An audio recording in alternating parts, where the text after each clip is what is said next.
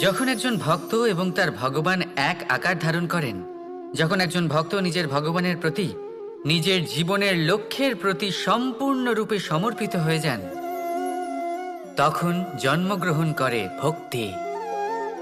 আর তখন সংসারের সমস্ত আশা তিনি ত্যাগ করতে পারেন। সমস্ত আশা শেষ হতে পারে, কিন্তু মানুষের সঙ্গ ভক্তি কখনো ত্যাগ করে না।